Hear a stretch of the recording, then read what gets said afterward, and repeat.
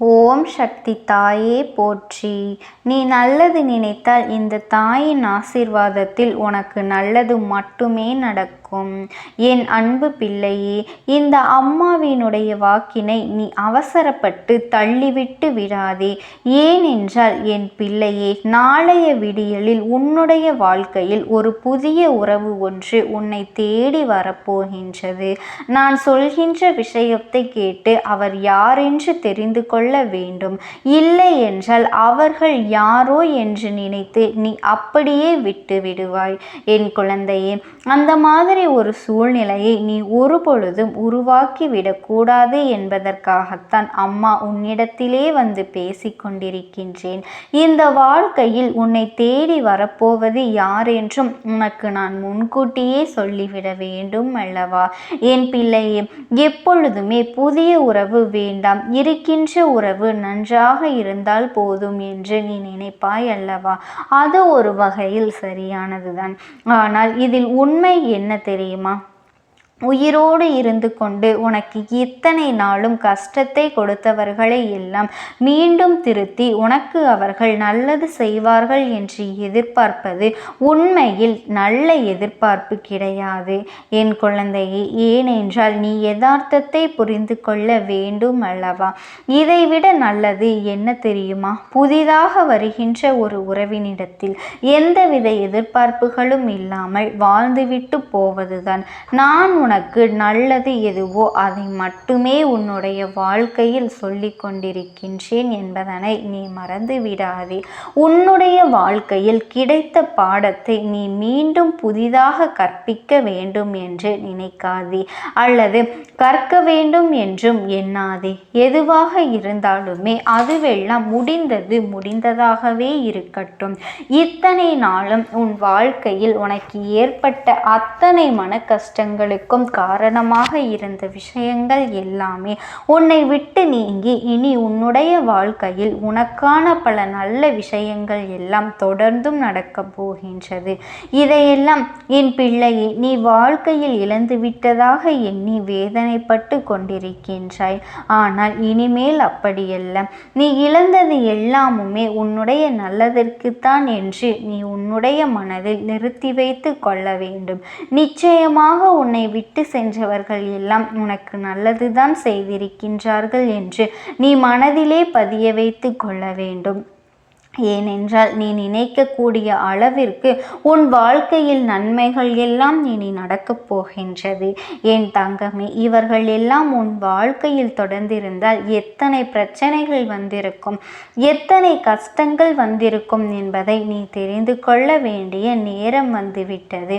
இனி ஒரு நாளும் இந்த வாழ்க்கையில் இவர்களால் உனக்கு எந்த ஒரு பலனும் இல்லை என்பது உனக்கு தெரிய வந்திருக்கும்.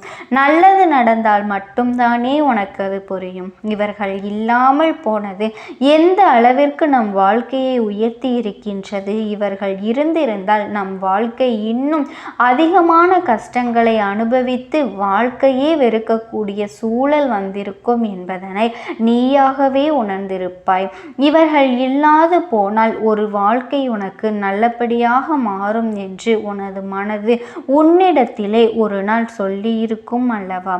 ஆனாலும் அதையெல்லாம் ஏற்றுக்கொள்ளாமல் அது எப்படி, இவர்களால் இல்லாமல் நம் வாழ்க்கை எப்படி இருக்கும், நாம் எப்படியெல்லாம் தவித்து நிற்போம் என்று நீயாகவே எண்ணிக்கொண்டாய்.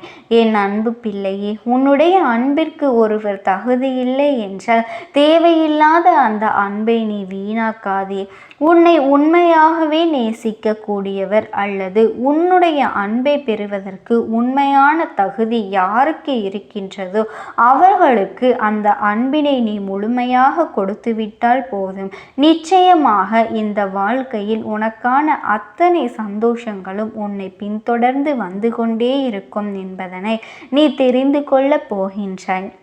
என் பிள்ளைக்கு சந்தோஷமான மனநிலை எப்போது வரும் என்று நீ எதிர்பார்த்து காத்திருக்கின்றாய் அல்லவா? எப்போது உன்னை ஒதுக்கியவர்கள் முன்னிலையில் நீ வாழ்ந்து காட்டுகிறாயோ அப்போதுதான் உனக்கு சந்தோஷம் வரும். அப்படியானால் நீ செய்ய வேண்டியது என்ன தெரியுமா? உன்னை அவமானப்படுத்தியவர்கள் முன்னிலையில் நன்றாக பேர் சொல்லும்படி வாழ்ந்து காட்ட வேண்டும் என்று நினைப்பதுதான். என் குழந்தையே, எதுவெல்லாம் செய்ய வேண்டும் என்று நினைக்கின்றாயோ அதையெல்லாம் நீ திறமையாக செய்து கொண்டே இருக்க வேண்டும். நிச்சயமாக உனக்கான வெற்றியானது ஒரு நாள் உன்னை வந்து சேரும். அந்த நேரம் இந்த வாழ்க்கையில் உனக்கு தருவது எத்தனை பெரிய சந்தோஷம் என்பதனை உன்னால் நிச்சயமாக புரிந்து கொள்ள முடியும். நீ ஆசைப்பட்ட விஷயங்கள் அத்தனையும் உன் கைகளில் கிடைத்த பிறகு இவர்களுக்கு நீ நிச்சயமாக பதிலடியும் கொடுக்க போகின்றாய். இன்று இருக்கின்றவர்கள் எல்லாம் அடுத்தவர்களுக்கு நல்லது செய்வதை விட தீமைகள் மட்டுமே அதிகமாக நினைத்து கொண்டிருக்கின்றார்கள்.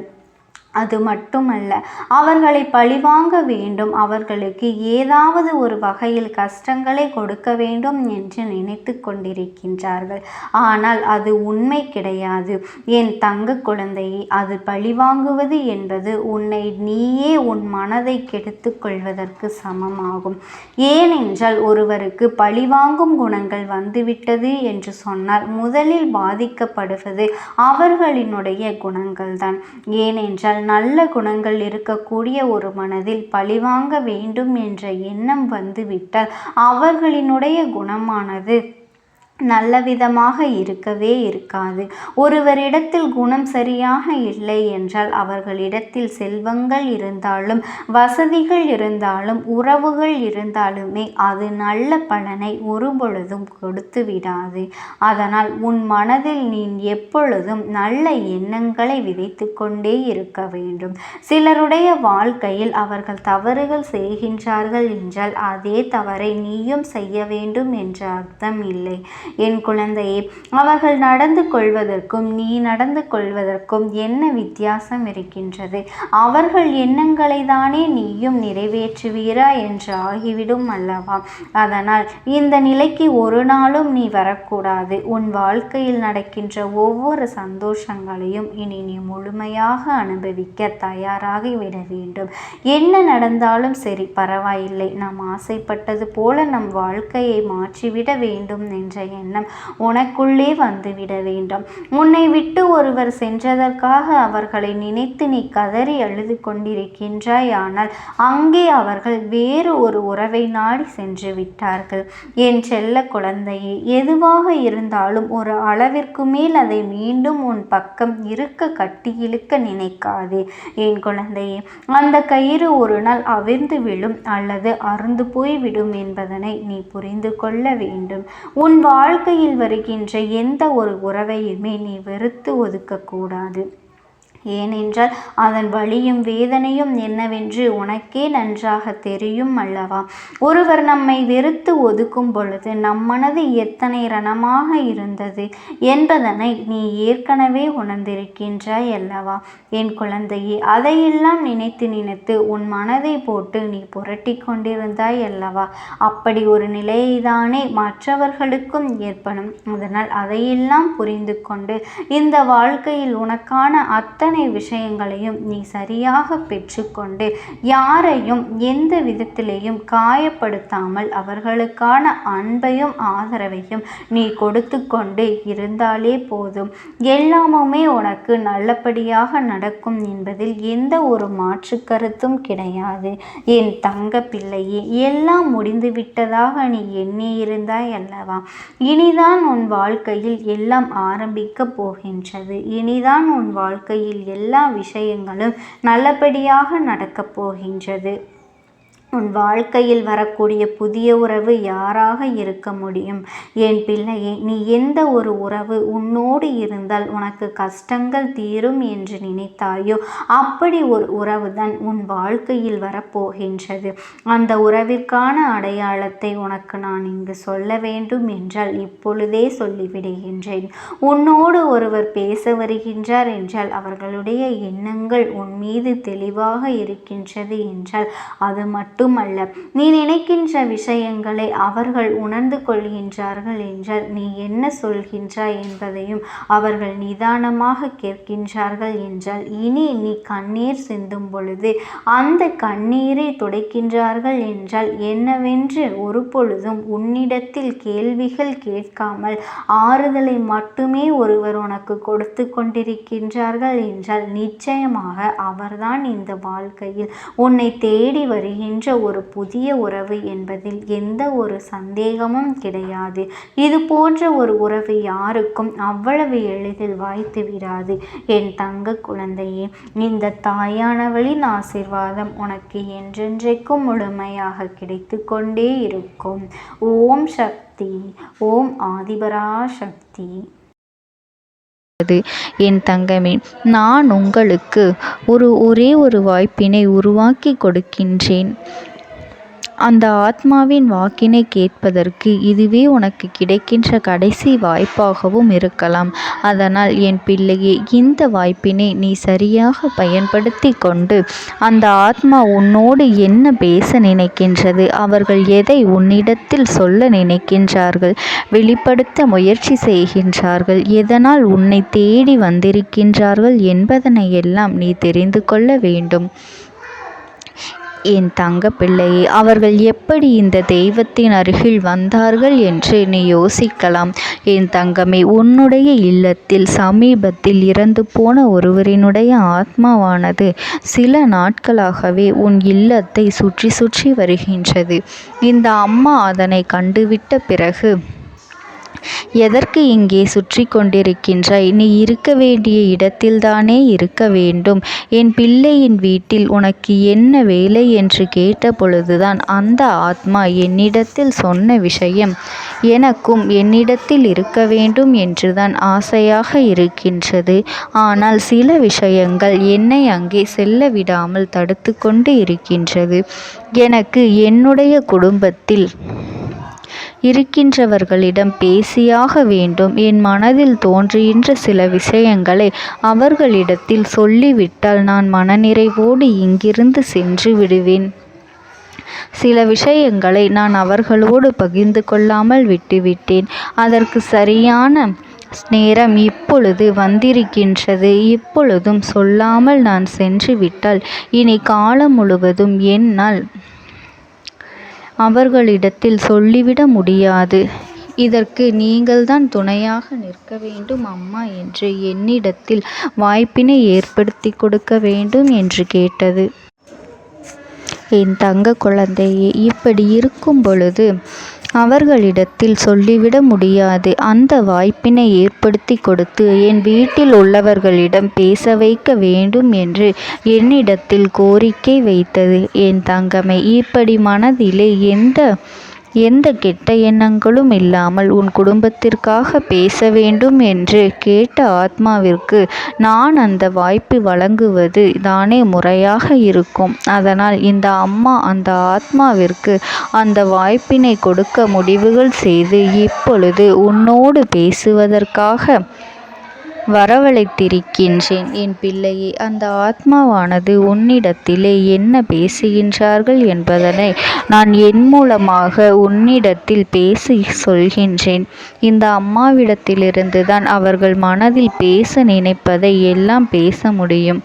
என் தங்கமே, நேரடியாக ஒரு ஆத்மாவின் குரலை உன்னால் அத்தனை சுலபமாகவெல்லாம் கேட்டுவிட முடியாது.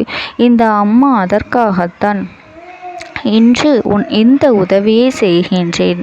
என் குடும்பத்தில் இருக்கின்றவர்களிடம் பேச வந்திருக்கின்றேன். உங்கள் எல்லோரையும் நான் இனி காணவே முடியாது என்பதனை நான் உணர்ந்து கொண்டேன். என் வாழ்க்கையில் நிறைவாக இருந்து என்னால் உங்களுக்கு கஷ்டங்கள் வந்தாலும் உங்களால் எனக்கு எந்த கஷ்டங்களும் இதுநாள் வரையிலும் வந்தது கிடையாது. நான் நினைத்தது போல இந்த வாழ்க்கையை அத்தனை சந்தோஷமாக வாழ்ந்து கொண்டுதான் இருந்தேன். என் குடும்பத்தில் இருக்கின்றவர்களிடம் பேச வந்திருக்கின்றேன். உங்கள் எல்லோரையும் இனி நான் காணவே முடியாது என்பதனை நான் உணர்ந்து கொண்டேன். உங்களோடு இருந்த இந்த காலகட்டம் குறைவாக இருந்தாலும் நான் எனக்கு கிடைத்த சந்தோஷங்களும் மகிழ்ச்சியும் ஏராளமாக இருந்தது. அதனால் எனக்கு எந்த ஒரு கவலையும் இதுவரையில் இருந்ததே கிடையாது. நான் நினைத்தது போல இந்த வாழ்க்கையை நான் சந்தோஷமாகத்தான் வாழ்ந்து கொண்டு இருந்தேன். ஆனால் இவ்வளவு காலம் எனக்கு சீக்கிரமாக என்னுடைய ஆயுள் முடிந்துவிடும் என்று எனக்கு முன்பே தெரியாது. அது தெரிந்திருந்தால் நிச்சயமாக என் மனதில் இருக்கின்ற அத்தனை விஷயங்களையும் நான் உங்களிடத்தில் சொல்லியிருப்பேன். ஆனால் எல்லோரும் நினைப்பது போலத்தானே நானும் நினைத்திருந்தேன். எனக்கும் இந்த உலகத்தை விட்டு செல்ல வேண்டும் என்ற ஆசை கிடையாது. மற்றவர்கள் சொல்வது போல எதற்காக பிறந்தோம், நாம் ஏன் பிறந்தோம் என்று ஒரு நாளும் நான் நினைத்தது கிடையாது. வாழ வேண்டும் என்றுதான் ஆசைப்பட்டேன். என்னுடைய ஆசைகள் எல்லாம் நிராசையாகும்படி இந்த உலகத்தில் விட்டு செல்ல வேண்டிய காலகட்டம் கட்டாயம் வந்துவிட்டது. என்னுடைய கடமை இங்கே சரியாக முடிவதற்கு வந்துவிட்டது. இன்று நான் உங்களோடு பேச வந்ததற்கு முக்கியமான காரணம், சில விஷயங்களை எல்லாம் உங்களோடு சொல்லாமல் விட்டுவிட்டேன். எப்படி நடக்கும் என்று தெரியாமல் நான் சில விஷயங்களை செய்தும் முடித்துவிட்டேன். அதற்காக உங்களிடத்தில் நான் மன்னிப்பு கேட்டுக்கொள்கின்றேன். இதை உங்களிடத்தில் பகிர்ந்து கொள்ள வேண்டும் என்றுதான் இன்று நான் வந்திருக்கின்றேன். உங்களை நான் மனதார வணங்குகின்றேன். இந்த வாய்ப்பினை நான் சரியாக பயன்படுத்தி கொள்ள விரும்புகின்றேன். அதனால்தான் என் மனதில் இருக்கின்ற விஷயங்கள் எல்லாம் நான் சொல்லிவிடுகின்றேன். சிறிது நேரம் அமைதியாக அமர்ந்து என்னுடைய வார்த்தைகளை கேட்டாலே போதும். என்னுடைய அன்பினை புரிந்து கொண்டு அதுவே எனக்கு போதும். நான் நிச்சயமாக இங்கிருந்து நல்லபடியாக சென்று விடுவேன். இன்று உங்களோடு பேச வந்ததற்கு ஒரு முக்கியமான காரணம், நான் சில விஷயங்களை சொல்லாமல் விட்டுவிட்டேன். இப்படி நடக்கும் என்று எனக்கு ஒரு நாளும் தெரியாமல் சில விஷயங்களை செய்துவிட்டேன். அதை உங்களிடத்தில் பகிர்ந்து கொள்ளத்தான் வந்திருக்கின்றேன். என் மனதில் நினைக்கின்ற விஷயம் என்ன தெரியுமா? நான் உங்களை நன்றாக பார்த்து கொள்ள வேண்டும். உங்களின் ஆசைகளை எல்லாம் நிறைவேற்றி கொடுக்க வேண்டும். உங்கள் வாழ்க்கையில் நடத்தி கொடுக்க முடியாமல் போனாலும் இனிமேல் அதையெல்லாம் நடத்தி கொடுக்க வேண்டும் என்று ஆசைப்பட்டு என்னால் ஆன முயற்சிகளை எல்லாமே செய்து கொண்டிருந்தேன். ஆனால் முழுமையான பலன்களை கொடுப்பதற்கு முன்பாகவே இது போன்று நடந்துவிட்டது. அதனால் நான் ஏதேனும் குற்றம் குறைகள் செய்திருந்தாலும், ஏதேனும் உங்களுக்கு மனதிற்குள் கஷ்டத்தை தந்திருந்தாலும் என்னை மன்னித்து விடுங்கள். நான் எப்பொழுதும் உங்கள் மீது உண்மையான அன்பினைத்தான் வைத்து கொண்டிருக்கின்றேன். நான் ஒரு நாளும் மனதில் ஒன்றும் வெளியில் ஒன்றுமாக ஒரு நாளும் நான் நடந்து கொண்டது இல்லை. அதனால் என்னவோ என்னுடைய குணங்கள் சிலருக்கு இங்கே பிடிப்பதே இல்லை. எதுவாக இருந்தாலும் என்னோடு இருக்கின்ற என் குடும்பத்திற்கு தெரியும் அல்லவா நான் யார், என்னுடைய அன்பு எப்படிப்பட்டது என்று. அதனால் என்னுடைய அன்பினை முழுமையாக உணர்ந்து கொள்ள வேண்டும் என்று அதனை இங்கிருந்து ஏற்றுக்கொள்ளவே முடியாத ஒரு விஷயமாகத்தான் இருந்தது. நானும் அங்கும் அங்கும் ஓடி ஓடி மீண்டும் என்னுடைய உயிரை மீட்டெடுத்து விடலாம் என்றுதான் முயற்சி செய்தேன். ஆனால் அப்பொழுது என்னால் அதையெல்லாம் செய்ய முடியவில்லை. உயிரற்ற உடலாக இங்கே நின்று கொண்டிருக்கின்றேன். நாட்கள் செல்ல செல்ல இதை எனக்கு ஏற்றுக்கொள்ள பழகிவிட்டது. இனிமேல் இதுதான் என்னுடைய உலகம். மீண்டும் அங்கே செல்ல முடியாது என்பதனை நான் புரிந்து கொண்டேன். செல்ல முடியாவிட்டாலும் ஆத்மா என்று ஆன பிறகு என்னுடைய உலகத்தில் இருந்தால்தான் எனக்கு சந்தோஷம். மீண்டும் மனித வாழ்க்கைக்குள் என்னால் நுழைந்துவிட முடியாது. எனக்காக இத்தனை காலமும் அன்போடு பழகி எனக்கு எல்லாம் செய்த உங்களுக்கு நான் சொல்கின்ற விஷயம் ஒன்றுதான். நடந்தது எல்லாம் நடந்துவிட்டது. நடந்த விதையை யாராலும் இனி மாற்ற முடியாது. இனி நான் உங்களோடு இருக்க வேண்டும் என்று நினைத்தால் கூட அது நடக்காது.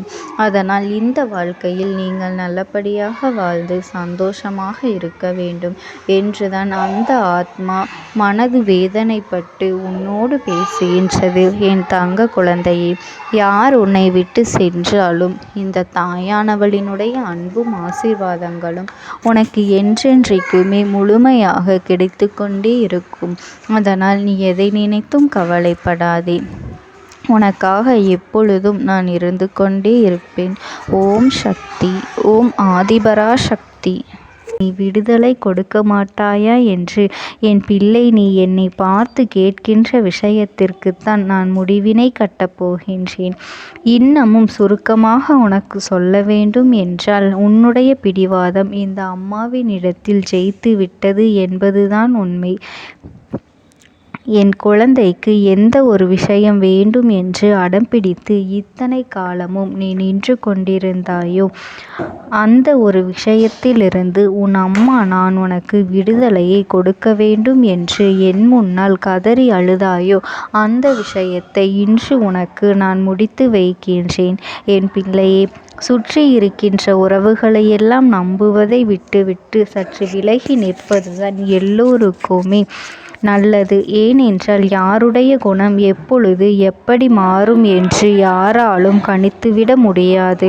ஒருவரிடத்தில் நல்லபடியாக பேசிக்கொண்டு வந்திருப்பாயானால் அவர்கள் மனதிற்குள் என்ன இருக்கின்றது என்று உன்னால் ஒரு பொழுதும் தெரிந்து கொள்ள முடியாது. அவர்களுக்குள் 1000 விஷயங்கள் ஓடும். உனக்கு செய்து தருவேன் என்று வாக்குறுதியை கொடுப்பார்கள். ஆனால் அதன் பிறகு பார்த்தாயானால் ஒரு நிமிடம் கூட யோசிக்காமல் சற்றென்று இவர்களுக்கு முடியாது என்று சொல்லிவிடுவார்கள். மனதிற்குள் அவர்கள் நினைப்பது, நீ சொல்வதை சொல்லிவிட்டு போ, நான் எதற்காக உனக்கு உதவி செய்ய வேண்டும் என்று எண்ணிக்கொண்டிருப்பார்கள். இது போன்ற போலிகள் அதிகமாக நிறைந்து இருக்கின்ற இந்த உலகத்தில் ஒரு விஷயத்திற்காக என் பிள்ளை நீ ஆசைப்படுகின்றாய் என்றால் அதை மிகவும் நான் கவனத்தோடு புரிந்து கொண்டு உன் வாழ்க்கைக்கு அது சரியா தவறா என்று, தேவைதானா தேவையில்லையா என்று, ஒரு வேலை கிடைத்தால் உன் வாழ்க்கை தெளிவாக இருக்குமா என்றால் நான் புரிந்து கொண்டுதான் உன் அம்மா நான் உன்னிடத்திலே சொல்ல முடியும் என்பதனை புரிந்து கொள். உனக்கு எத்தனை கால தாமதங்கள் ஆகியது என்பதனை அதனை புரிந்து கொள்ள அதை உன்னிடத்தில் ஒப்படைக்க வந்ததற்கு காரணம், பல அதிசக்தி வாய்ந்த பூஜைகளாலும் தெய்வங்களை நீ தொடர்ந்து வணங்கி கொண்டிருப்பதாலும் மட்டும்தான் உன் வேண்டுதல்கள் உச்சத்தை தொட்டுவிட்டது. தெய்வத்தின் மனதை நீ தொட்டுவிட்டாய். இனிமேல் உன்னிடத்திலிருந்து தெய்வத்தினால் தப்பிக்க முடியாது. நிச்சயமாக இனிமேல் இதனை நீ கொடுத்துதான் ஆக வேண்டும். எந்த எல்லைக்கும் செல்வதற்கு தயாராகிவிட்டாய். கடவுளுக்கு என்னென்ன செய்ய வேண்டுமோ அதையெல்லாம் என் பிள்ளை மனதார செய்து விட்டாய். உன்னுடைய அன்பிற்கு இந்த அம்மா நான் 5வது நாள் உன் வாழ்க்கையில் மிகப்பெரிய பிரச்சனையை தீர்த்து கொடுக்கின்றேன். அம்மாவினை நம்பினால் உனக்கு சத்தியம். என்னை நீ நம்பவில்லை என்றால் இந்த அம்மாவினால் நிச்சயமாக எந்த விஷயத்திலும் இதற்கு பொறுப்பாக முடியாது. உனக்கு நடப்பதை கூட நீ உணராமல் இருந்துவிட்டு நிச்சயமாக உன்னுடைய மனநிலையில் தான் மாற்றங்களை கொண்டு வர வேண்டும். இதனை புரிந்து கொள். ஒரு முறை அல்ல, பல முறை இதை நான் சொல்லியிருக்கின்றேன். வாழ்க்கையில் தெய்வத்தினுடைய சக்தி வந்துவிட்டது என்றால் உனக்கு பல நல்ல விஷயங்கள் செய்வதற்கு முயற்சிகளையும் செய்து கொடுத்தது. ஆனால் என் பிள்ளை நீ உன் மனதிற்குள் வைத்திருக்கின்ற தேவையற்ற எண்ணங்களால் அதை தொலைத்து விட்டாய். ஒரு பொழுதும் நீ தொலைக்கவும் மாட்டாய். தொலைக்க இருக்கவும் கூடாது. ஏனென்றால் உன்னோடு இருப்பது இந்த அம்மாவாகிய நான்.